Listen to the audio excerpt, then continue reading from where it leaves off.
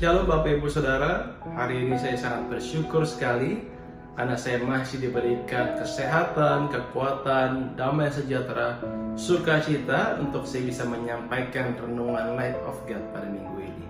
Dan renungan minggu ini saya akan memberikan tema yang berjudul Buanglah Perasaan Iri Hati. Katakan bersama dengan saya, buanglah perasaan iri hati. Mari kita buka bersama-sama kitab kita dalam Yakobus 3 ayat yang ke-16. Saudara menyimak, saya bacakan.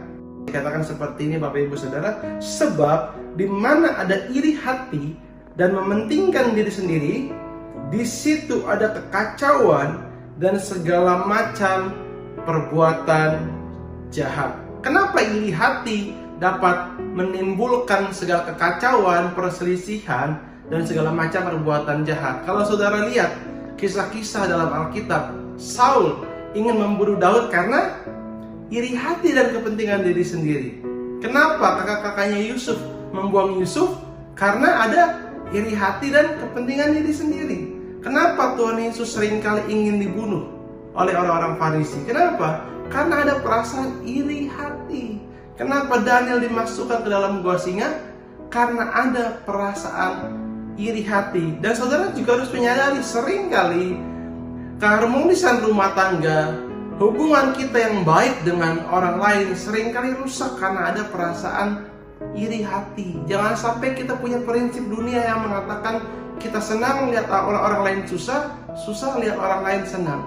Seharusnya kita senang ketika keluarga kita, sahabat kita, saudara kita, orang terdekat kita menerima berkat yang daripada Tuhan. Seringkali Bapak Ibu Saudara, kenapa iri hati ini dapat menimbulkan kekacauan dalam rumah tangga? Kenapa? Karena mereka tidak mensyukuri apa yang mereka punya. Karena mereka membanding-bandingkan apa yang mereka punya dengan orang lain. Oh, seringkali kita membandingkan, oh suaminya lebih baik, oh istrinya lebih baik, oh anaknya lebih pintar. Padahal tidak ada yang suka dibanding-bandingkan Bapak Ibu Saudara. Jangan sampai karena kebodohan kita, jangan sampai karena sikap iri hati kita, keharmonisan kita dalam rumah tangga akhirnya menghilang. Lebih baik Bapak Ibu Saudara, kita harusnya bersyukur. Kalau kita saat ini sehat saja harusnya sudah sangat bersyukur Bapak Ibu Saudara.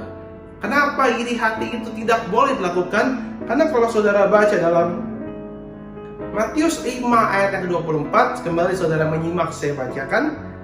Tinggalkanlah persembahanmu di depan mezbah itu, dan pergilah berdamai dahulu dengan saudaramu, lalu kembali untuk mempersembahkan persembahanmu itu.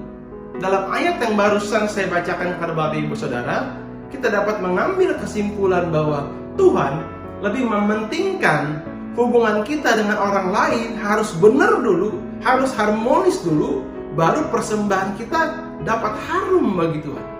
Jangan sampai kita sudah pelayanan, kita sudah berdoa sungguh-sungguh, kita kasih persembahan, tetapi kita masih ada iri hati, kita masih ada ganjalan dalam hati, masih ada amarah, sehingga apa? Persembahan kita tidak harum bagi Tuhan. Jangan sampai karena perasaan iri hati, persembahan kita tidak harum bagi Tuhan. Dan saudara, bahkan Paulus sendiri mengatakan dalam 2 Korintus 12 ayat yang ke-20. Kembali saudara menyimak, saya bacakan 2 Korintus 12 ayat yang ke-20. Sebab aku khawatir bahwa apabila aku datang, aku mendapati kamu tidak seperti yang kuinginkan, dan kamu mendapati aku tidak seperti yang kamu inginkan. Paulus bilang begini Bapak Ibu Saudara, aku khawatir akan adanya perselisihan, iri hati, amarah, kepentingan diri sendiri, fitnah, bisik-bisikan, keangkuhan, dan kerusuhan. Kenapa Paulus khawatir? Karena Paulus sadar sikap-sikap seperti iri hati, amarah, keangkuhan, kepentingan diri sendiri, bisik-bisikan, suka gibahin orang, itu tidak dikenal oleh Tuhan. Harusnya saat ini saya dan saudara khawatir kalau saudara masih memiliki iri hati, saudara masih memiliki amarah, hubungan kita sama orang lain, terutama sama orang terdekat kita, sedang tidak baik. Harusnya kita khawatir. Kenapa? Satu, di mana ada iri hati, di situ ada kekacauan dan segala macam perbuatan jahat. Kedua, karena persembahan kita tidak harum bagi Tuhan. Yang ketiga, karena apa? Karena itu bukan sikap yang dikenal Tuhan.